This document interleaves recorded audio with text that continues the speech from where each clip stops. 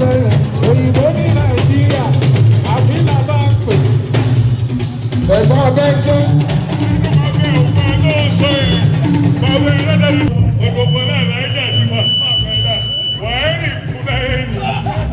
Nàìjíríà òyìnbó ní Nàìjíríà.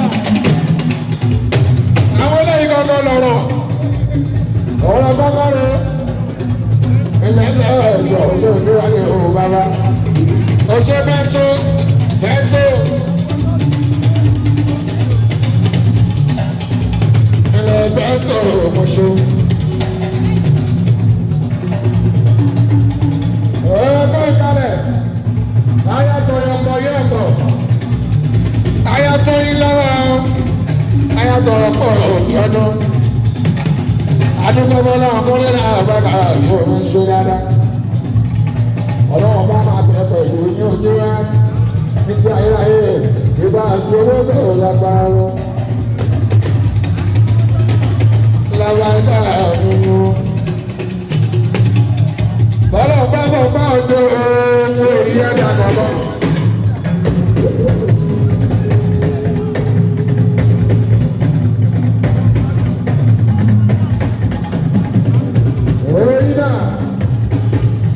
Máa tọ́jú àmì dẹ́t àwọn ọmọ ní ìkànnì yẹn, àwọn ọmọ bíbí inú Wálé Ọmọ́tọ́lá, àwọn ọmọ bíbí inú Rédíò Mania, àwọn ọmọ bíbí inú ọ̀gá olórí òkú gbogbo sàràsàrà, àbúrò lè kó fẹ́ ìdíra ìyó múlẹ̀dá ọ̀gbáká ọ̀tún owó yín náà. Ṣètọ́jú àmì ìdàtò ìyọmọ Wálé. Sálọ̀ kí wà, gbogbo àmì.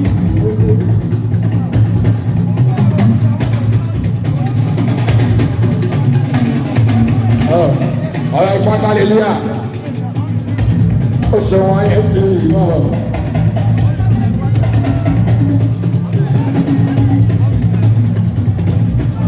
ó ṣe wọ́n ayé tí ìmọ̀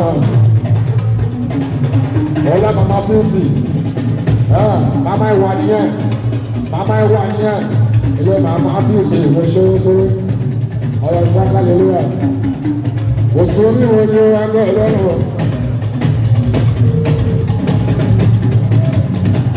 Òṣèlú ìwé ni wọ́n á bẹ̀ lẹ́nu, àwọn tó bẹ̀ lẹ́nu, tí wọ́n bá ti pọnù, ẹ̀fún ọdún ìgbàanù, wọ́n tó sọ̀nù.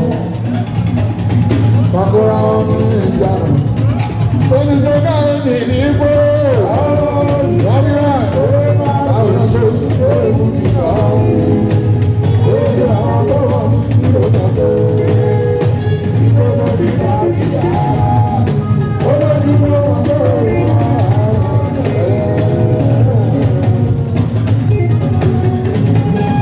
Wálé Ọmọ́tọ́lá ibà wá síra.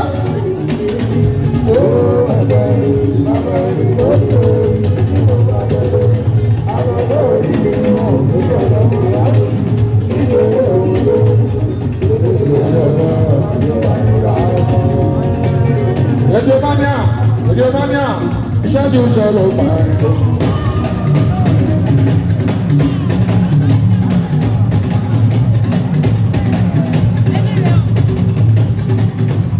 Ayé mi ra ọmọ ẹ̀mọ́ mi sọ̀rọ̀. Ẹlú mẹ́fẹ́. Ọba máa jala ṣe ẹlọ́dí ẹ̀fẹ́. Ẹ̀yin náà ti bàbá wa Dr. Apostle Evangelist Samojo. Ṣe ẹ̀ẹ́dẹ́gbẹ̀lọ́dí ẹ̀fẹ́. Ayé mi ra ọmọ ẹ̀mọ́ sọ̀rọ̀. Ẹ bá bọ́ sí. Báwa sọ̀rọ̀ ọ̀la ọ̀dọ́gún. Ọlọ́dún òjò lójó sí. Bàbá ń gbọ́ tiwa, ó bá wa ṣe. Ọlọ́dún òjò lójó sí. Ayé ni rọ́mọ, òṣèjẹ́, ẹlọ́dí ẹ̀fẹ́, ẹ̀tọ́jú bàbá wa, Dr. Pastor Evangelist Samojo, CEO, ẹlọ́dí ẹ̀fẹ́. Ọlọ́dún òjò lójó sí. Ìbáṣe láṣọ tí mo nílò àbáríkà akọrin òru ẹ̀ka tí a rí ẹ̀.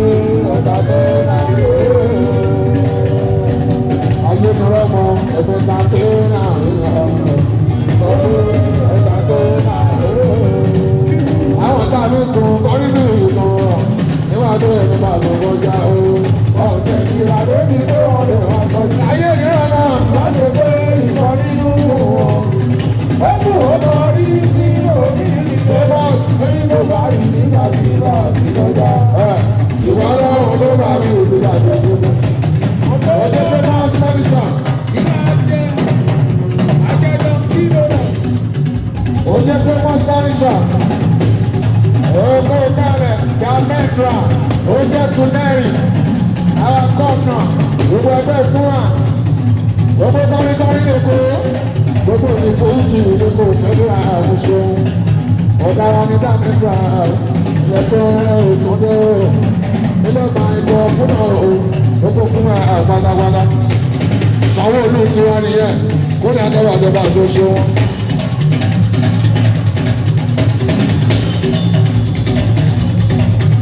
Ojo Thomas. Oyinbo ní jẹ́ ẹ̀rọ sọ̀rọ̀ ẹ̀ṣọ́. Ilé ọjọ́ ẹ̀rọ káyà ẹ̀ṣọ́ wa. Ṣèyí ọlọ́run àmọ́.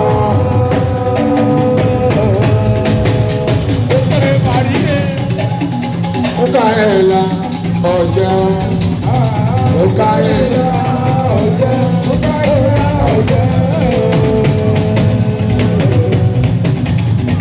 Ojú mú ká ẹ̀la ọjọ́ ọ̀ka ìlà ọjọ́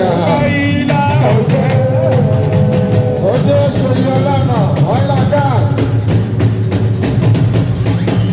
ilé ọlọ́kọ̀ ìṣe ọ̀rọ̀ aláwọ̀ mú ṣe ilé ọlọ́kọ̀ ògbó.